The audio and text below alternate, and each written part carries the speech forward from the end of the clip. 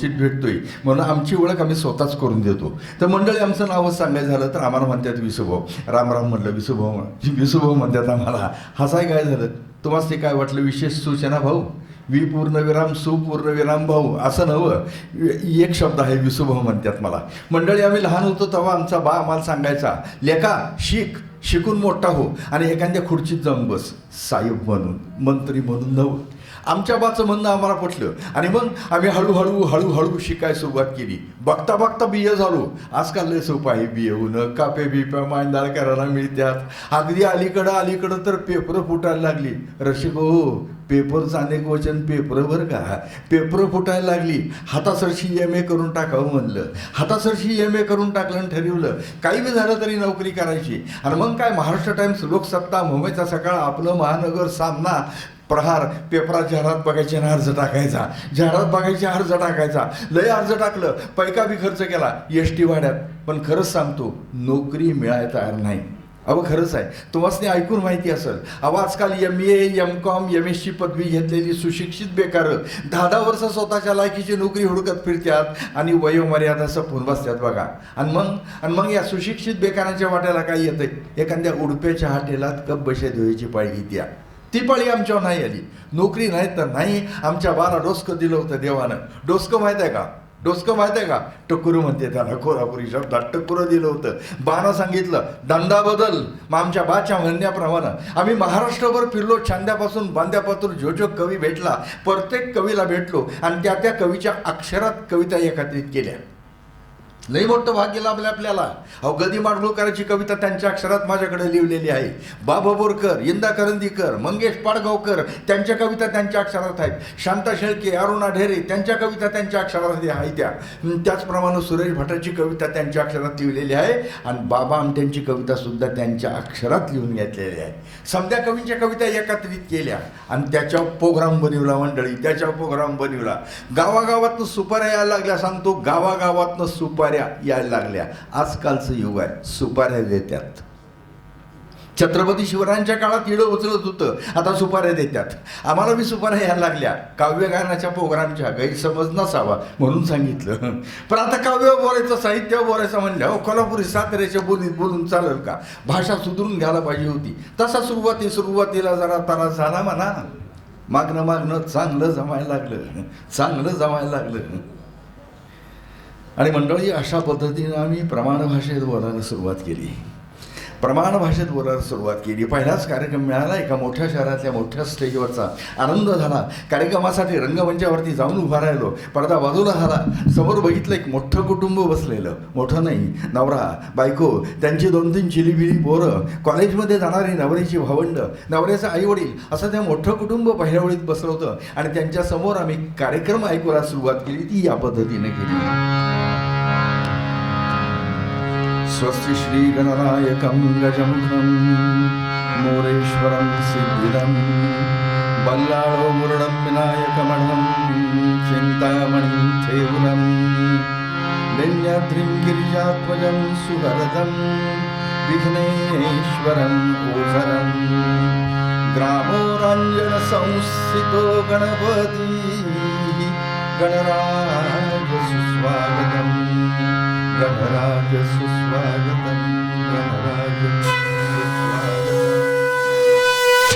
गुरुर्ब्रह्मा गुरुर्विष्णू गुरुर्देवो महेश्वरा गुरुसाक्षात् परब्रह्म तस्मै श्री गुरवे नमः. तस्मै श्री गुरवे नमः. तस्मै श्री गुरवे नमः.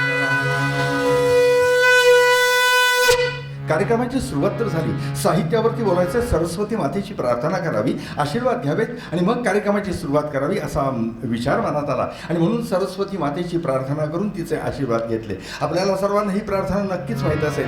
या कुंडेंदू तुषारहार धवला, या शुभ्र वस्त्रावृता, या वीणा वरदंड मंडित करा, या श्वेत पद्मासना, या ब्रह्माच्युत शंकर प्रभृतिर्देवै सदा वंदिता, सामां पातु सरस्वती भगवती निःशेषजाड्यावहा. पण आम्ही केलेली प्रार्थना संस्कृतमधली, आपल्या मायबाप सरकारनं अभ्यासक्रमातनं संस्कृत काढून टाकलं आणि पहिलीपासून इंग्रजी सुरू केलं. त्यामुळे या प्रार्थना शाळातनं नाहीशा झाल्या आणि याऐवजी ओ गॉड ब्लेस मी नवीन प्रार्थना शाळातनं ऐकायला यायला लागल्या. काही ठिकाणी विद्यार्थी प्रार्थना म्हणतात पण उच्चार ऐकण्यासारखे करतात. सामाम पातू सरस्वती भगवती निशेष जाड्या पहा असाच उच्चार करतात. मराठीत भाषांतर बहुतेकांना माहीत नसतं आणि म्हणून या प्रार्थनेचं त्याच वृत्तात मराठीत भाषांतर ऐकवलं असं.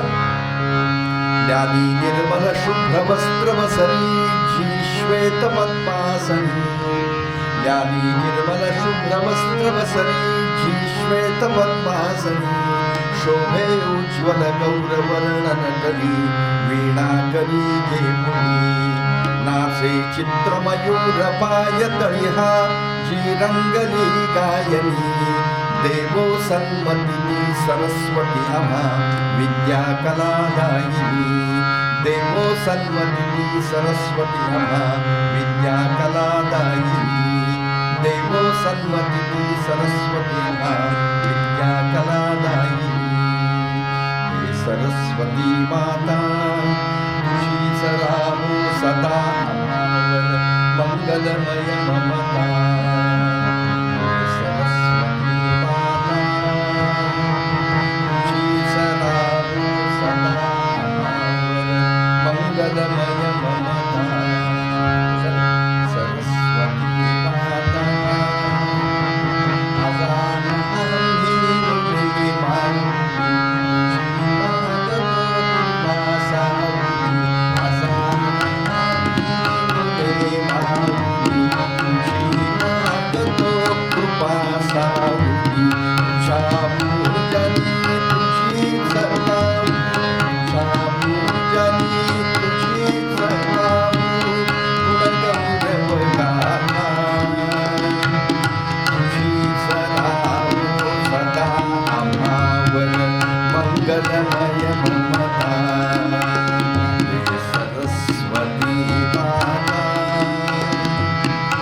विद्याव्रत विद्यार्थी जीवन घडो आचरण विशुद्ध पावन. विद्याव्रत विद्यार्थी जीवन घडो आचरण विशुद्ध पावन. अमुषासाठी सदा वाहू दे, अमुषासाठी सदा वाहू दे ज्ञानाची सविता. सदा आभावर मंगलमय ममता. हे सरस्वती माता, हे सरस्वती माता, हे सरस्वती माता.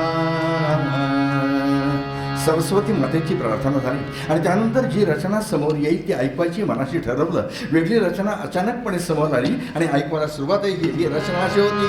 झन झन नन छेडिला तारा, झन झन छेडिला तारा, झन झन छेडिला तारा, झन झन छेडिला तारा.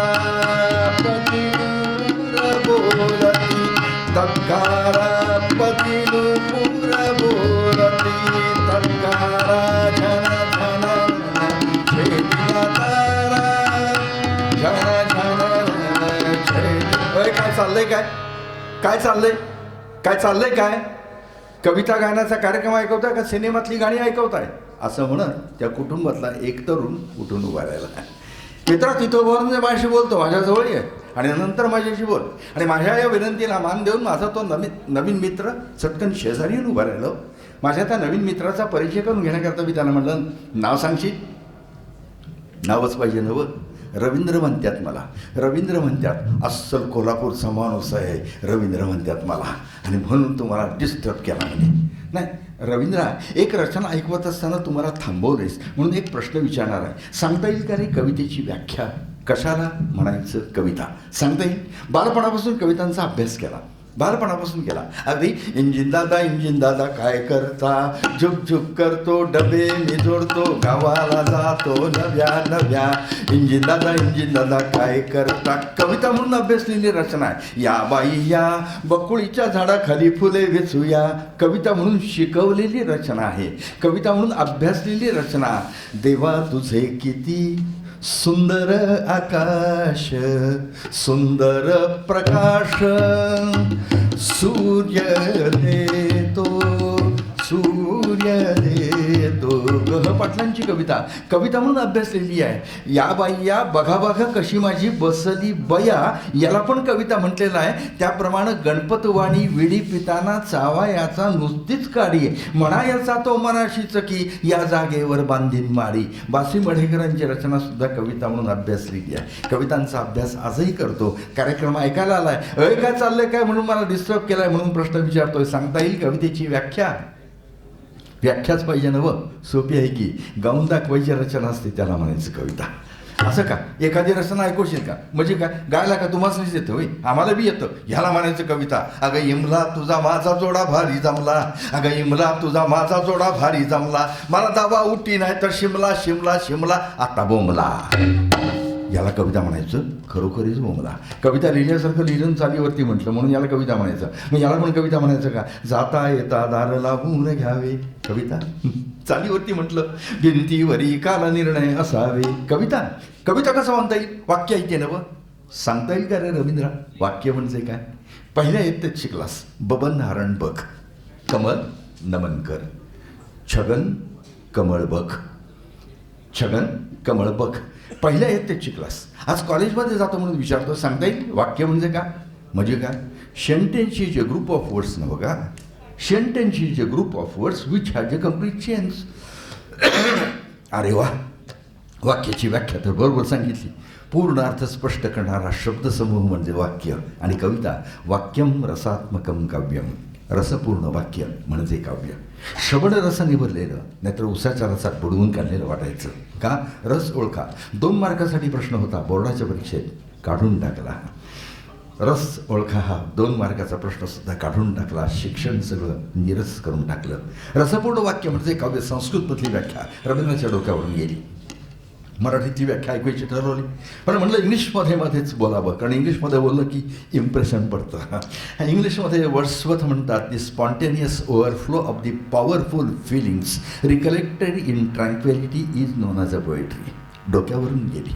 मराठीतली व्याख्या ऐकवायची ठरवली, पण तत्पूर्वी सांगितलं रवींद्र, सुंदर गोष्टींची व्याख्या करता येणं अवघड आहे. गुलाबाचं फूल सुंदर आहे हो, पण व्याख्या अवघड आहे.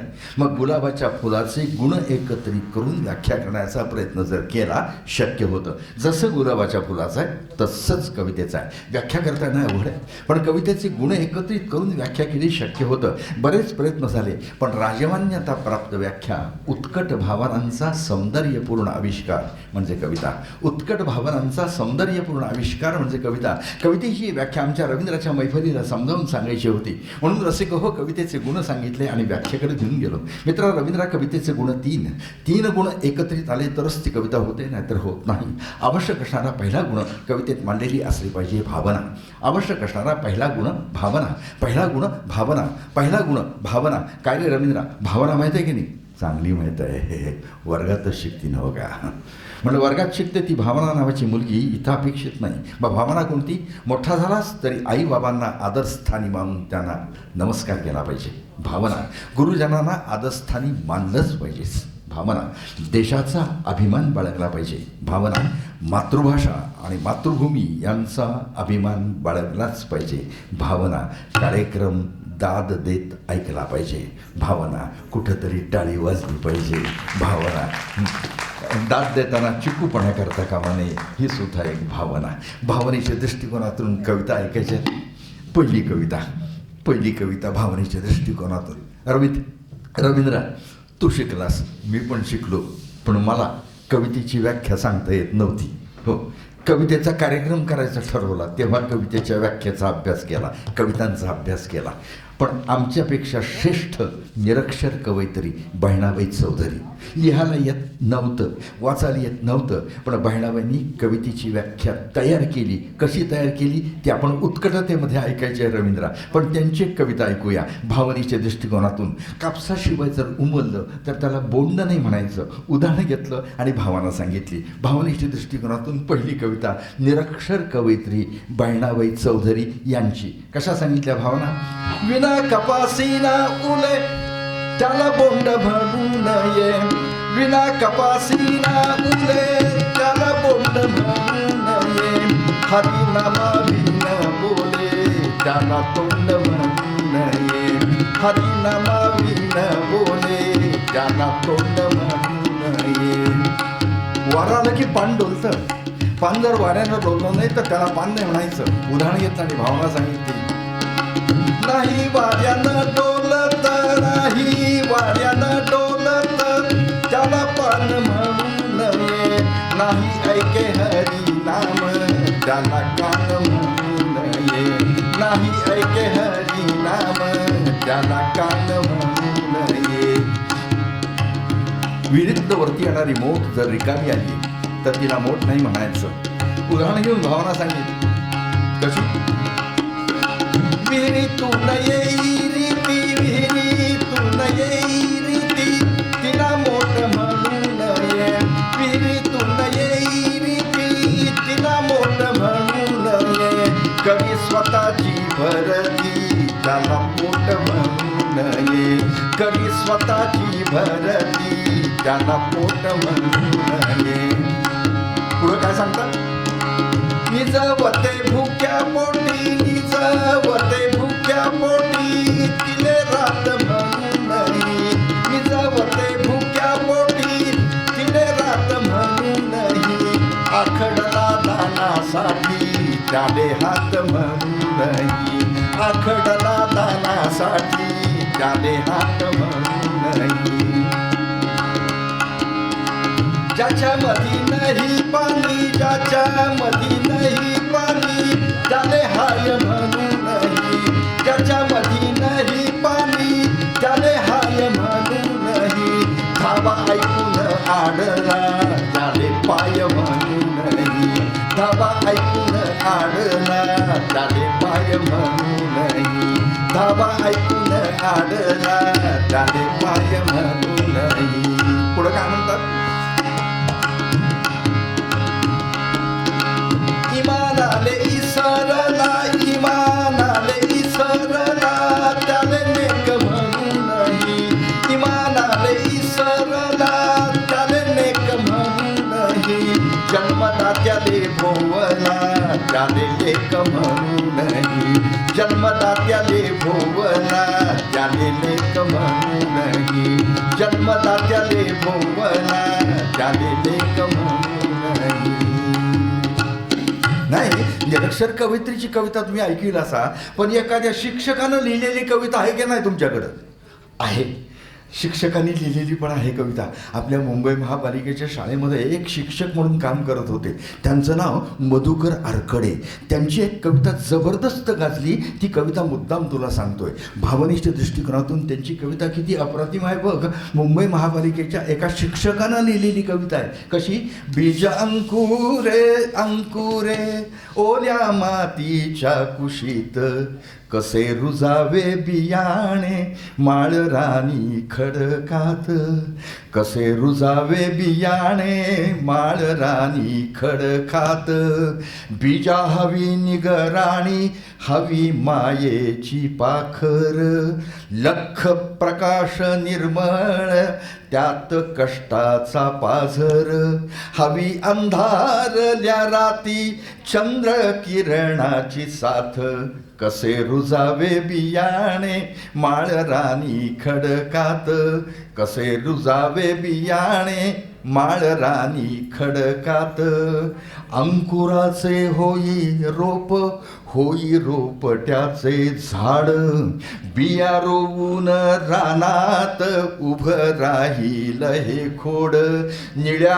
आभाळाच्या खाली प्रकाशाचे गीत गात, कसे रुजावे बियाणे माळ रानी खडकात, कसे रुजावे बियाणे माळ रानी खडकात. आणि शेवटचं कडवं अतिशय महत्त्वाचं आहे. नाही झाला महावृक्ष जरी नसे कल्पतरू, नाही झाला महावृक्ष जरी नसे कल्पतरू, फळा फुलांचा त्यावरी नाही आला रे बहरू, क्षणभरी विसावेल वाट सरू सावलीत, कसे रुजावे बियाणे माळ रानी खडकात, कसे रुजावे बियाणे माळ रानी खडकात. एका शिक्षकानं लिहिलेली कविता आहे. शिक्षकांच्यात सुद्धा कविता लिहिण्याची जबरदस्त इच्छाशक्ती असते, म्हणून शिक्षकांच्याकरता सुद्धा कवी संमेलनं आयोजित केली जातात. तर शिक्षकांच्यात सुद्धा कविता लिहिण्याची स्फूर्ती निश्चितपणे असते असं आढळून आलेलं आहे. एक कविता सांगावीशी वाटते एका शिक्षकाचीच, पण जबरदस्त गाजलेला शिक्षक, नाव जगदीश खेबुडकर. जगदीश खेबुडकर त्यांनी एक कविता मला अशीच दिलेली होती. आपल्याला सर्वांना परिचित असलेलं एक चित्रपटातलं गाणं आहे, माहीत आहे आपल्याला. माझ्या काळजाची तार आज छेडली, कशी नशिबानं थट्टा आज मांडली. सर्वांना परिचयाचं गाणं आहे. पिंजरा सिनेमातलं शेवटचं गाणं. गंगेवानी निर्मल होत असं एक गाव, असं एक गाव, सुखी समाधानी होत रंक आणि राव, रंक आणि राव. त्याची गुण गौरवान कीर्ती वाढली, कशी नशिबानं थट्टा आज मांडली. ही कविता ज्याच्यावरून तयार केली, हे गाणं ज्याच्यावरून तयार केलं, ती मूळ कविता जगदीश खेबुडकर आपल्या गावरान मेवा नावाच्या कार्यक्रमात ऐकवत होते. आता मला ऐकवायला परवानगी आहे, कारण त्यांचा मी एक जवळचा शिष्य आहे. त्यांनी ही कविता माझ्याकडे दिलेली आहे. कल्पना करा, एक गरीब शेतकरी आत्महत्या करून मेला. आत्मा शरीरातून बाहेर पडला, अंतराळात गेला आणि अंतराळातून शरीरावरती होणारे अंत्यसंस्कार बघायला लागला. काय वाटतं आत्म्याला? हे माझं मेलेलं शरीर, हे माझं मेलेलं शरीर जिवंत होतं. घरच्या गरीब परिस्थितीमुळे मी सुख देऊ शकलो नाही त्याला, पण आज या मेलेल्या शरीराला अंत्यविधीच्या रूपानं मिळणारं सुख किती सहज मिळतंय. शेवटचा सोहळा सुखाचा वाटतोय. कवितेचं नाव आत्मा म्हणतो. कवी जगदीश खेबुडकर, एक शिक्षक, कोल्हापूरचे. काय लिहितात? आज मरुनिया जीव झाला मोकळा, देवा सोहळा सुखाचा आज पाहिला. आज मरुनिया जीव झाला मोकळा, देवा सोहळा सुखाचा आज पाहिला.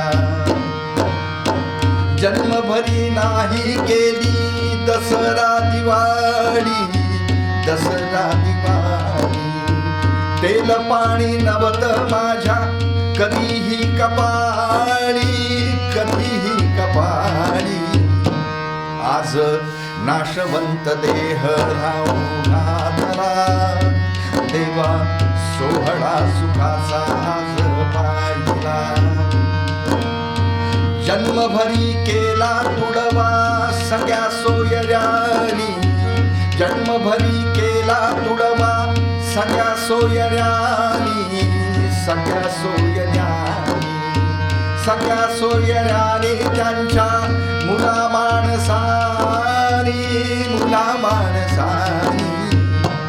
आज खांद्यावरी माझा भार वाहिला, देवा सोहळा सुखाचा आज पाहिला.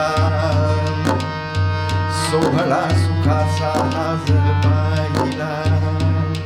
भावना सांगितल्या आहेत. भावनेच्या दृष्टिकोनातून ही कविता फक्त 2च कडवे ऐकून पुढे जातोय, पण या कवितेचा उल्लेख एवढ्याकरता केला होता की ही कविता एका हाशिवरे बुजुर्ग नावाच्या गावात एका शिक्षकांच्या समोर सादर केली. ओंकार काव्यदर्शन नावाचा माझा शालेय कार्यक्रम आहे, ज्याचे आजपर्यंत 14,000 शाळातनं कार्यक्रम केलेत आणि हे कार्यक्रम 1976 सालापासून करतोय. दिवसात 4-4 शाळात कार्यक्रम केलेले आहेत. असा हा एक कार्यक्रम हाशिवरे बुजुर्ग नावाच्या गावामध्ये करत होतो आणि त्यावेळेला तिथं एक तबल्यावरती साथ करणारे होते, अंध होते, नाव अशोक अभंगे.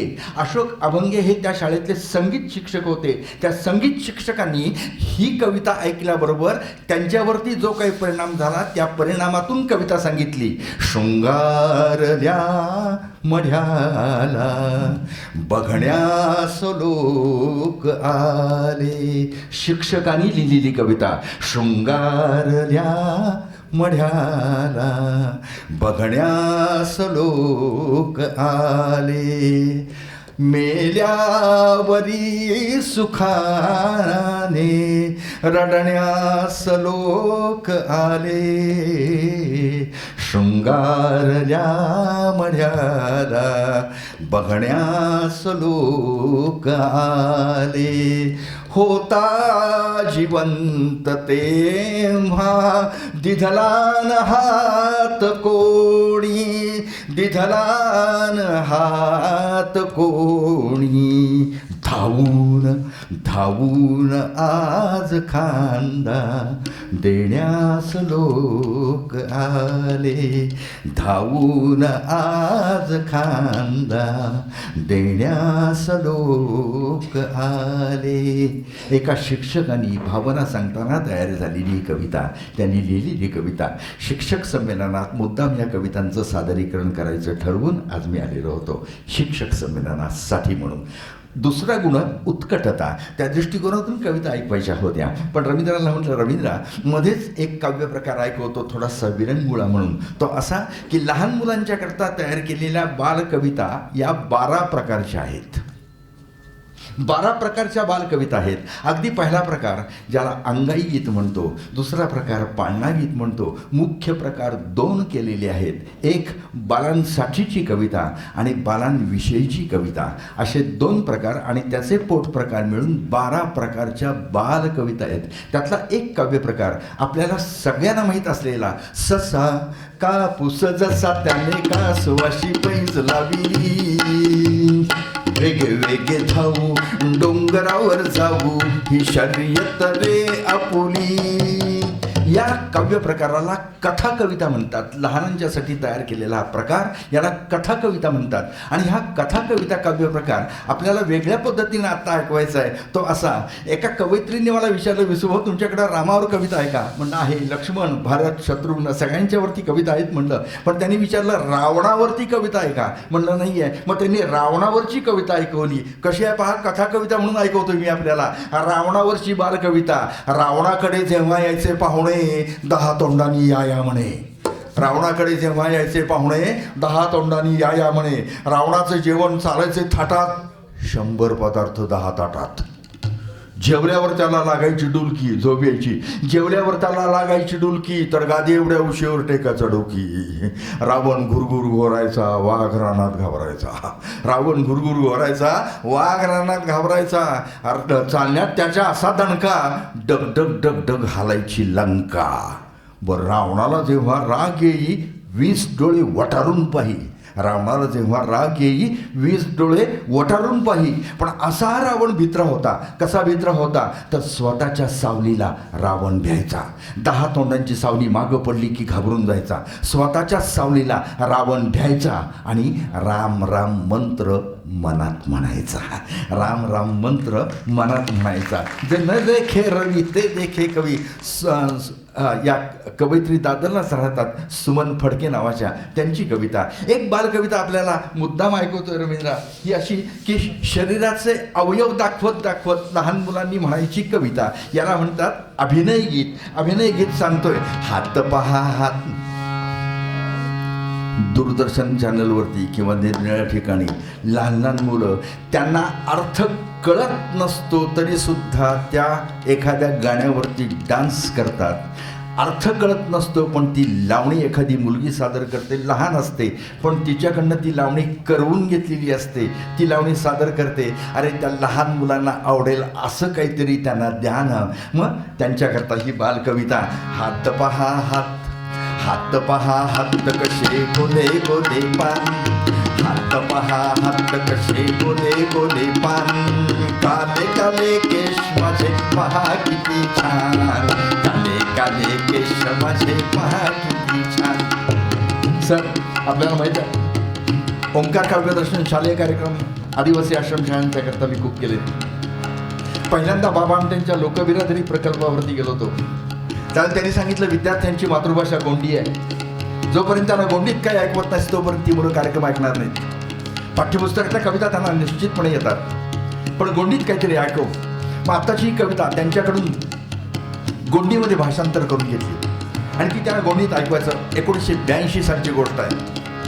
मराठीमध्ये हात पहा हात कसे गोले गोले पान, काले काले केश माझे पहा किती छान. गोंडीमध्ये कसं कई हुड लावा पांढरी पांढरी आखी, काले काले केल पुलावा हुट बेचून बेश, काले काले केल पुलावा हुट बेचून बेश. दोन दोन दोन दोन दोन दोन माझे छोटे छोटे कान, इकडे तिकडे हले पहा कशी माझी मान, इकडे तिकडे हले पहा कशी माझी मान, इकडे तिकडे हले पहा कशी माझी मान. रसिको माझ्याबरोबर तबल्यावरती साथ करतात. यांचं नाव डॉक्टर किशोर खुशाले, व्यवसायाने डॉक्टर आहेत आणि नायर हॉस्पिटलला ॲनाटॉमी नावाचा विषय विद्यार्थ्यांना शिकवतात. ॲनाटॉमी विषय शिकवणारा हा डॉक्टर कवितेच्या प्रेमाखातर माझ्याबरोबर 1986 सालापासून अनेक कार्यक्रमांना साथ करतो. त्याच्यासाठी एक टाळ्यांचा गजर होऊ दे. दोन दोन दोन माझे छोटे छोटे कान, इकडे तिकडे हले पहा कशी माझी मान, इकडे तिकडे हले पहा कशी माझी मान, इकडे तिकडे हले पहा कशी माझी मान. पाय आहेत दोन हे बोट त्यांना 10, मी कशा दौलदाल चालत असतो पहा, मी कशा दौलदाल चालत असतो पहा, मी कशा दौलदाल चालत असतो पहा. एक माझे नाक आणि दोन मला दोन, एक माझे नाक आणि दोन मला दोन. शलवादी पाहूया शलवादी पाहूया शलवादी पाहूया झोपी जातो कोण, शलवादी पाहूया झोपी जातो कोण, झोपी जातो कोण, झोपी जातो कोण. उत्कटता दुसरा गुण उत्कटता. रवींद्रकडे मोर्चा बरोबर. उत्कटता गुण कसा असतो? घटना घडतात, लिहावंसं वाटतं, सांगावंसं वाटतं, नाही स्वतःला विसरून मांडली जाते ती रचना कविता असते. भांडं असतं, भांड्यात पाणी ओतायला लागलो, पाणी काठोकाठ भरलं आणि परत ओतलं की ते ओव्हरफ्लो होतं. अंतःकरण भावनांनी भरलं आणि ओव्हरफ्लो झालं. हे ओव्हरफ्लो होण्याची क्रिया आहे, याला उत्कटता म्हणतात. त्या दृष्टिकोनातून एक कविता. आपल्या शिक्षक परिषदेचं आणि माझं नातं अतिशय जवळचं आहे, अतिशय जवळचं आहे आणि त्यामुळंच ही सर्व मंडळी मला कार्यक्रमासाठी पुन्हा पुन्हा निमंत्रित करतात. का? एकच गोष्ट सांगावीशी वाटते, उत्कटता आहे पहा. हे सांगावंसं वाटतं की येणाराला पाणी द्यावे मुखात वाणी गोड हवी. भावना उत्कटतेनं सांगितलं. हो, किती साधी गोष्ट आहे. येणाराला पाणी द्यावे मुखात वाणी गोड हवी, जाणाराच्या मनात फिरून येण्यासाठी ओढ हवी, जाणाराच्या मनात फिरून येण्यासाठी ओढ हवी. असला सुंदर माणुसकीचा झरा व्हावा घरामध्ये, आपुलकीच्या नात्यामधूनही स्नेह जपावा घरामध्ये. नित्य काळजी घरात घ्यावी वय झालेल्या पानांची. साहेबांची काळजी इथले सगळे शिक्षक घेतात. आज दाराडे साहेब अंथरुणावरती आहेत, पण त्यांची काळजी तिथल्या घराच्या लोकांच्या प्रमाणच इथले सर्व मंडळी घेत आहेत. त्यांना इथं येऊ नये म्हणून सांगितलं आहे, कारण त्यांना कोविड झालेला आहे, आपल्याला सगळ्यांना माहीत आहे. तर नित्य काळजी घरात घ्यावी वय झालेल्या पानांची, ज्याची त्याला द्यावी जागा वयाप्रमाणे मानाची, ज्याची त्याला द्यावी जागा वयाप्रमाणे मानाची. रुसवे फुगवे नको फुकाचे, मोद राहावा घरामध्ये, आपुलकीच्या नात्यामधूनही स्नेह जपावा घरामध्ये. उत्कटता लिहावंसं वाटतं, सांगावंसं वाटतं, नाही स्वतःला विसरून मांडली जाते ती रचना कविता असते. रवींद्र मगाशी बहिणाबाई चौधरींचा उल्लेख केला होता मी. निरक्षर कवयित्री होत्या, लिहायला येत नव्हतं, वाचायला येत नव्हतं, पण घरोट्यावरती दळता दळता बहिणाबाईंनी कवितेची व्याख्या तयार केली. शिक्षक संमेलनात हे सांगितलंच पाहिजे म्हणून ही कविता मुद्दाम ऐकवतोय. निरक्षर कवयित्री प्रसंगाचा बहिणाबाई चौधरी मुलगा सोपानदेव चौधरी दोघं जण मायलेक एका घरात राहायचे. शेजारच्या घरामध्ये एक नवीन बाई राहायला आली आपल्या छोट्याशा मुलीला घेऊन. ती बाई आपल्या छोट्या मुलीला रोज, दाराडे साहेब आलेच, आपण दाराडे साहेबांचं टाळ्या वाजून स्वागत करायचं आहे. शिक्षकांच्यावरती किती प्रेम आहे बघा या माणसाचं, शिक्षक परिषदेवरती किती प्रेम आहे बघा या माणसाचं. उत्कटतेच्या दृष्टिकोनातून कविता. बहिणाबाई चौधरी आणि मुलगा सोपानदेव दोघं जण मायलेक एका घरात राहायचे. शेजारच्या घरामध्ये एक नवीन बाई राहायला आली आपल्या छोट्याशा मुलीला घेऊन. ती बाई आपल्या छोट्या मुलीला मारायची, मुलगी रडायची. सोपानदेवनी बरेच दिवस पाहिलं. अस्वस्थ सोपानदेव आईजवळ गेले. मायव पाहते व तू, पाय ना ती छोटीशी पोर, पाय ना कशी रडते, तिची माय तिला काऊन मारते. बहिणाबाई म्हणतात बाप्पा ती तिची माय नाही आत्या आहे. माय नाही आत्या आहे. म्हणता म्हणता कविता सांगितली हो. निरक्षर कवित्री. कवितेची व्याख्या कशी करतात, घरोट्यावरती दळत बसायच्या. त्या म्हणतात घरोटं, आपण म्हणतो जातं. बहिणाबाई विचारतात काय जातं, काय जातं. अरे घरोटं घरोटं वाण्या बामणाचं जातं. अरे घरोटं घरोटं वाण्या बामणाचं जातं. कसं घर घर वाजे त्याने म्हणावं घरोटं जातं नाही म्हणायचं. का नाही म्हणायचं. परत दोन ओळी. अरे जोडता तोडलं त्याले नातं म्हणू नाही. अरे जोडता तोडलं त्याले नातं म्हणू नाही. आणि ज्याच्यातून येतं पीठ त्याले जातं म्हणू नाही. पीठ येतं हो जात नाही. घरोटं दळता दळता स्पॉन्टेनियस ओव्हरफ्लो काय वेगळा आहे का रसिको. अरे घरोटा घरोटा तुझ्यातून पड पिठी. अरे घरोटा घरोटा तुझ्यातून पड पिठी. तसं तसं माझं गाणं पोटातून येई ओठी. पोटातून ओठात येतं ते काव्य. निरक्षर कवयित्रीचे जीवनातला प्रसंग सांगतोय. श्रेष्ठतम भाषा आपली आहे मातृभाषा. कशी बघा, एकच मुद्दा. आईची बहीण मावशी, बाबांची बहीण आत्या, वेगवेगळी नाती आहेत. पण ही नात्यांची नावं सहज नाही आली. नात्यांची नावं सहज नाही आली. माहेर जवळचं, सासर लांबचं. लहानपणापासून मुलींना सांगतात की नाही. कुठं असं माहेर सुरेख बाई खायाला मिळत, असं सासर द्वाडबाई कोंडोनी मारित.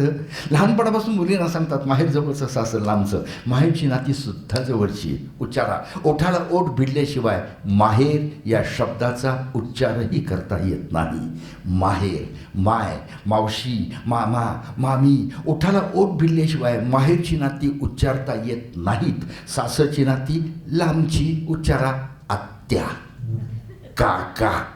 कुठंच काही भिडत नाही. निरक्षर कवयित्री व्यंजनाचं व्याकरण सांगून गेल्या.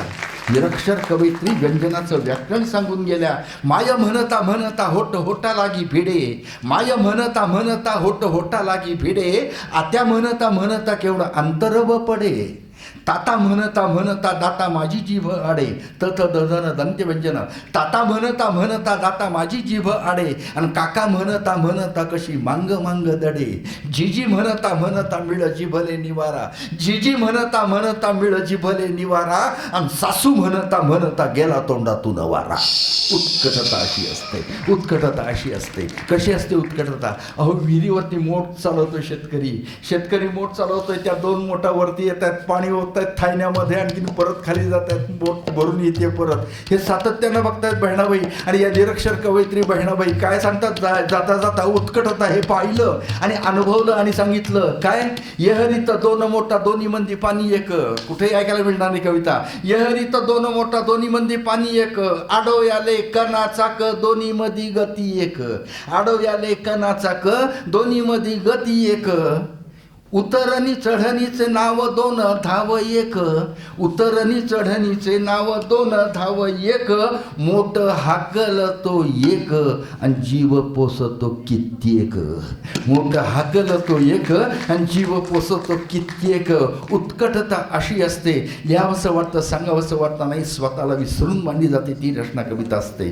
भावना, उत्कटता आणि सौंदर्याच्या दृष्टिकोनातून काही कविता ऐकायच्या आहेत. रवींद्रा, सौंदर्य तिसरा गुण. सौंदर्य कसं असतं तर जे सांगितलं कवीनं ते आपल्यापर्यंत पोचतं. ते सुंदर शब्दांच्यामुळं रसनिष्पत्ती होते. सुंदर शब्दांच्यामुळं सौंदर्य हा तिसरा गुण.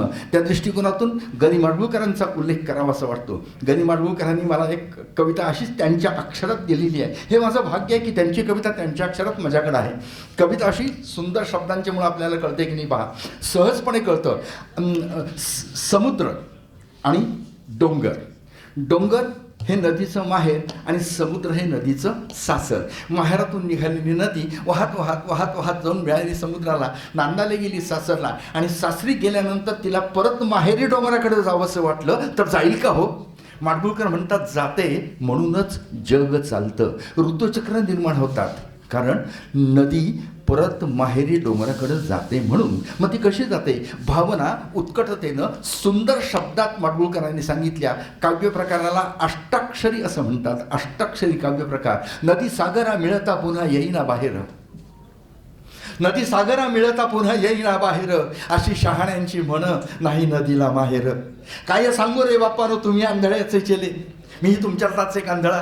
काय सांगू रे बाप्पानो तुम्ही आंधळ्याचे चेले, नदी माहेर असं जाते म्हणून हिचं जग चाले, नदी माहेर असं जाते म्हणून हिचं जग चाले. सारे जीवन नदीचे घेतो पोटात सागर, सारे जीवन नदीचे घेतो पोटात सागर, तरी तिला आठवतो जन्म दिलेला डोंगर, तरी तिला आठवतो जन्म दिलेला डोंगर. आणि मग डोंगराच्या मायेसाठी रूप वाफेचे घेऊन, डोंगराच्या मायेसाठी रूप वाफेचे घेऊन, नदी तरंगत जाते पंख वाऱ्याचे लावून, नदी तरंगत जाते पंख वाऱ्याचे लावून. पुन्हा होऊन ले करू नदी वाजविते वाळा, पुन्हा होऊन ले करू नदी वाजविते वाळा. पाना फुटतो डोंगरा आणि येतो पावसाळा, पाना फुटतो डोंगरा आणि येतो पावसाळा. भावना उत्कटता सुंदर शब्दांच्या मुळे कवीला काय सांगायचं ते कळतं. माडगुळकरांचं कोणतंही काव्य घ्या सुंदर शब्दांनी ठासून भरलेलं दिसतं. सौंदर्याच्या दृष्टिकोनातून दोन कविता घेऊया आणि कार्यक्रम थांबवायचा आहे, कारण पुढचा कार्यक्रम आपल्याला त्याही प्रमाणे महत्त्वाचा आहे. तर त्या दृष्टिकोनातून सौंदर्याच्या दृष्टिकोनातून एक कविता माडगुळकरांची, सर्वांना परिचित असलेलं माडगुळकरांचं चित्रपटातलं काव्य गीत रामायण. सौंदर्य ठासून भरलंय हो. त्यातला एक प्रसंग पाहूया. कुमार दोघे एक वयाचे, सजीव पुतळे रघुरायाचे, पुत्र सांगती चरित पित्याचे, ज्योतीने तेजाची आरती आणि कुशलव रामायण गाती. इथंपासून सुरू झालेलं गीत रामायण म्हणजे सौंदर्याची एक खाण आहे. त्यातला एकच प्रसंग पाहूया. आकाशाशी जडले नाते धरणी मातेचे, आकाशाशी जडले नाते धरणी मातेचे, स्वयंवर झाले सीतेचे, स्वयंवर झाले सीतेचे, स्वयंवर झाले सीतेचे, स्वयंवर झाले सीतेचे. श्रीरामांनी सहज उचलले धनु शंकराचे, पूर्ण चाहले जनकरूपाच्या हेतू अंतरीचे, उभे ठाकले भाग्य सावळे समोर दुहितेचे, स्वयंवर झाले सीतेचे, स्वयंवर झाले सीतेचे. तुमचा उलिया जरा पापण्या पाहत ती राजी, कंकाघातल्या परी भयंकर घातोच होई. श्रीरामांनी केले तुकडे दोन धनुष्याचे, स्वयंवर झाले सीतेचे, स्वयंवर झाले सीतेचे, स्वयंवर झाले सीतेचे, स्वयंवर झाले सीतेचे. कार्यक्रम खूप मोठा आहे, पण रसिको 11 तास आणि 15 तास मराठी कविता ऐकून लिम्का बुक ऑफ वर्ल्ड रेकॉर्डमध्ये मराठी कविता पोचवू शकलो हे माझं भाग्य आहे. सरस्वती मातेचा आशीर्वाद आहे. सलग 15 तासात एकही कविता रिपीट नाही आणि एकही कविता वाचून नाही, सगळ्या कविता मुखोद्गत आहेत. अतिशय महत्त्वाची गोष्ट, पाठांतर म्हणजे घोकंपट्टी नव्हे, पाठांतर म्हणजे कॉन्सन्ट्रेशन, एकाग्रता. पाठांतराचा मुद्दा जाता जाता आपल्याला सांगतो एवढ्याकरता की आपण आपल्या विद्यार्थ्यांना घडवत आहे आणि म्हणून हा मुद्दा सांगावासा वाटतो. साने गुरुजी सुंदर शब्दात सांगतात, खरा तो एकची धर्म जगाला प्रेम अर्पावे. त्या साने गुरुजींनी भारत मातेविषयी पाहिलेली स्वप्न आहेत रसिको, ती स्वप्न ऐकूया आणि कार्यक्रमाची सांगता करूया. 3 गुण, भावना, उत्कटता आणि सौंदर्य. सौंदर्याच्या दृष्टिकोनातून साने गुरुजींची कविता ऐकवतोय आणि कार्यक्रम संपवतोय. 3 गुण, भावना, उत्कटता, सौंदर्य. 3 गुणांच्या साहाय्यानं कवितेची व्याख्या इथं पूर्ण झाली. उत्कट भावनांचा सौंदर्यपूर्ण आविष्कार म्हणजे कविता. संत कवी, पंत कवी, तंत कवी, भावकवी, आधुनिक कवी, मुक्तछंद कवी, दलित कवी, विद्रोही कवी, विडंबन कवी, वैदर्भीय कवी, मालवणी कवी, खानदेशी कवी, मराठवाड्यातले कवी, इतके कवींचे प्रकार. आणि अभंग, भक्तिगीतं, भावगीतं, नाट्यगीतं, स्फूर्तिगीतं, चित्रपटगीतं, बालगीतं, बडबडगीतं, कूटगीतं, स्फुटगीतं, स्त्रीगीतं, लोकगीतं, कोळीगीतं, आरत्या, गण, गवळण, लावणी, आर्या, पोवाडे, गझल, हायकू, मराठी शेरो शायरी, वात्रटिका, चावड नावडिका कणिका क्षणिका लोचनिका गोंधळ बारूड सवाल जवाब श्लोक सुनीत आणि फटका इतके काव्यप्रकार आपल्या मातृभाषेत आहेत आणि प्रत्येक प्रकार 2-2 तास ऐकू शकतो इतकं संकलन आहे. कारण कालच्या 26 जानेवारीला कुटुंब रंगलय काव्यात कार्यक्रम सुरू करून 40 वर्ष पूर्ण झाली. 40 वर्ष पूर्ण झाली आणि आजचा हा कार्यक्रम माझा 3048 क्रमांकाचा प्रयोग आहे. 3048वा प्रयोग आहे. आणि रसिक हो, लॉकडाऊनपासून सुरू झालेल्या कार्यक्रमात म्हणजे लॉकडाऊन सुरू झाल्यापासून आजचा हा पहिला कार्यक्रम आहे आणि 40व्या वर्षात 41 वर्षात पदार्पण केल्यानंतरचा हा पहिला कार्यक्रम आहे. हा कार्यक्रम आयोजित केल्याबद्दल पुनरपी संयोजकांना मनपूर्वक धन्यवाद देतो. अतिशय तब्येत खराब असताना सुद्धा ज्यांना कोविड झालेला होता असे आमचे मित्र दराडे साहेब अशा अवस्थेत सुद्धा इथं आले, याबद्दल त्यांना मनापासून नमस्कार करतो, धन्यवाद देतो. आपल्या सर्व रसिकांनी आपण हा कार्यक्रम रसिकताना ऐकला याबद्दल सर्वांना धन्यवाद देतो आणि देशभक्तीपर काव्यानं कार्यक्रमाची सांगता करतो. बनसागर भारत हो गो, हे साने गुरुजींनी पाहिलेलं स्वप्न रसिक हो आपण साकार करायचं आहे. बनसागर भारत हो गो, विश्वात शोभिला गो, विश्वात शोभिला गो. कंकण कणी बांधियले, जनसेवे जीवन निधले, राष्ट्रार्थ प्राण हे दिले,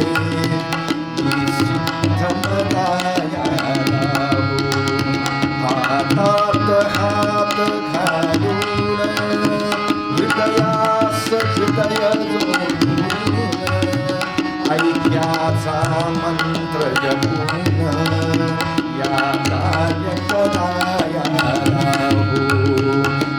माय धन्य होईल, माय धन्य होईल, वैभवी यशोभेल, वैभवी यशोभेल, जगतास शांती देईल, तो सोन्याचा दिन देवो. बनसागर भारत हो, बनसागर भारत हो, बनसागर भारत हो, विश्वात शोभिला गो, विश्वात शोभिला गो, विश्वात शोभिला गो. आदरणीय आशिष शेलारजी, आपल्या सर्व कार्यकर्त्यांचं या कार्यक्रमासाठी मनःपूर्वक स्वागत. आशिषजी शेलार आपल्यासमोर हजर होत आहेत. सर्वांनी टाळ्यांचा कडकडाट करून त्यांचं स्वागत करावं. आगतम स्वागतम सुस्वागतम, स्वागतम शुभ स्वागतम, अथ स्वागतम शुभ स्वागतम, आनंद मंगल मंगलम, स्वागतम शुभ स्वागतम. धन्यवाद.